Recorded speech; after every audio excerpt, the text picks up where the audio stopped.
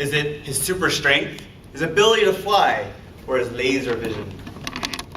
Possibly it is, but it has more probably to do with his lack of apparent weaknesses. You know, kryptonite aside and all. All of us have weaknesses we would like to either avoid or get rid of. But what do? Wallow in our own self-pity? No, I say. You can do better. Years ago, I was really bad at public speaking. I also hated it. So what did I do? Came to public speaking club, of course. And look at me today. I'm right here in front of you all. This became a part of my self-improvement scheme of taking one weakness every year and turning it into a strength. Other things I've done is I have really bad hand-eye coordination. Like, I can't do anything at all. So what did I do? I learned how to juggle. Or 5 months, 6 months ago, I didn't know how to swim. So I had a friend teach me, and I trained for several months, and as you see me wearing, I ran my first triathlon about a week ago, and I'm running my next one this Sunday. And what I'm also working on right now is giving a prepared speech, so this is, I guess, kind of meta in my own speech. So how can you do this? What is the way that you can accomplish this? First, start small. The very first thing I did when I was starting this kind of idea was learn how to whistle. I just went online and figured it out. You're like, not that hard. Second is to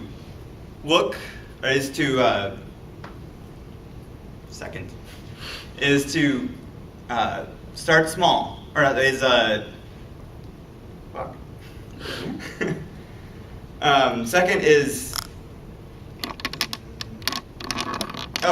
second is pick one or two things every year and practice them every single day. Third is I'm actually really bad at prepared speeches. I'm not realizing I'm actually pretty bad at prepared speeches. I'm actually kind of forgetting this right now, and you're like, oh, don't do that. But you practice every day, as I'm currently doing.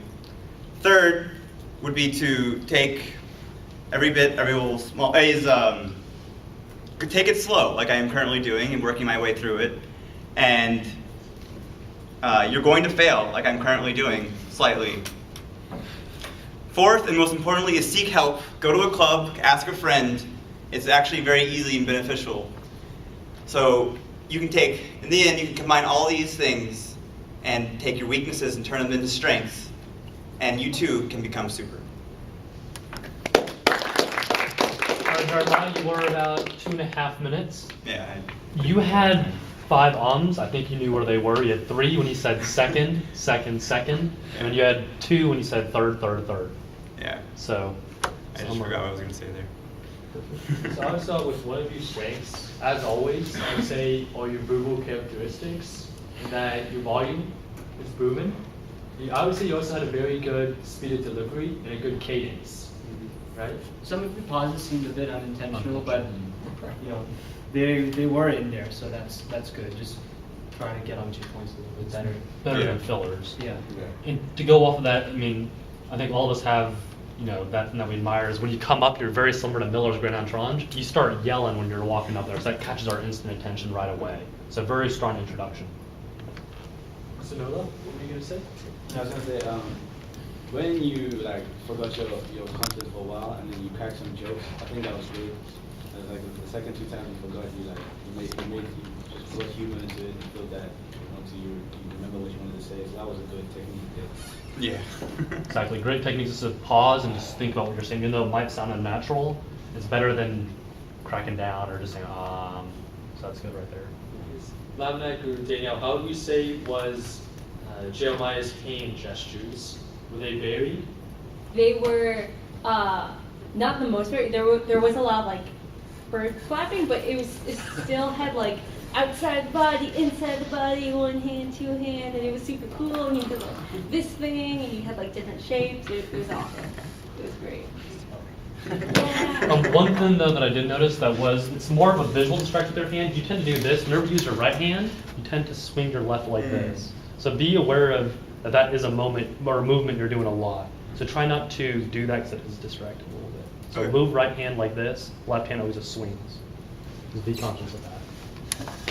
And how about his eye contact, Jeremiah? I know it's hard for you to tell. Yeah, it's hard for me. Gabriel, do you? Osvaldo, Gio, you guys were up front. Did you notice Jeremiah's eye contact? Really? Yeah, it was 100%. Yeah, I would Focused on say the it, audience the entire time. Which was a strength. So besides the one thing my brother said with the left hand. It's more hand gestures and coordinating it with what you're saying so you avoid that visual distraction. Yeah. What is one thing we could give Jeremiah as a takeaway? Work on prepared speeches. I mean, I'd say the pause that we learned is when something doesn't go your way, you just take that pause and you recollect about it. So that's first.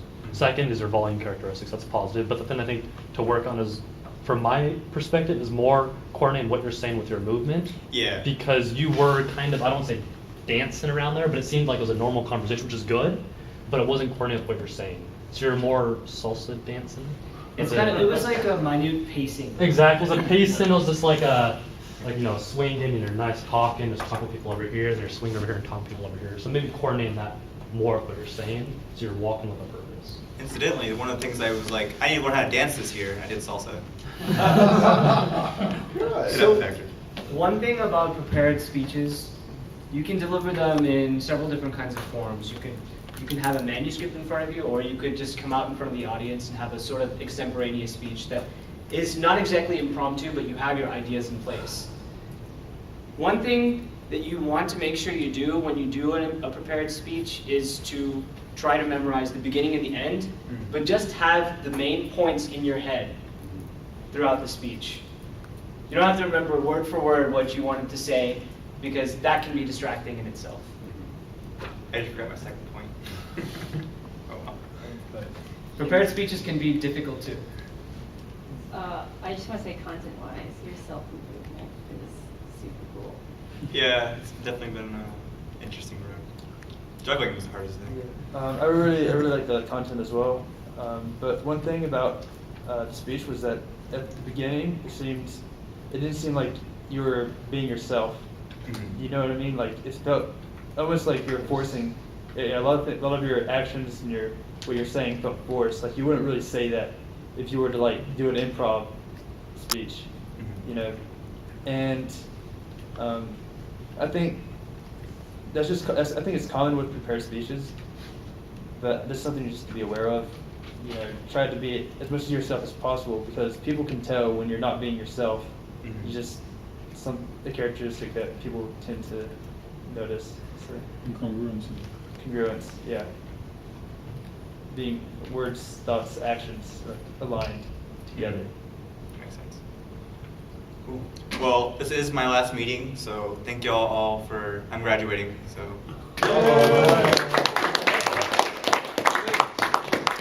A good year and a half, I think I've been here. Yeah. Or I guess 2 years since I started, but I've learned quite a bit, and all y'all's feedback has been quite beneficial. Considering when I first started, I was like, and I was like right here, and I was like, I don't want to give a speech. So, thank you all, and it's been a wonderful ride.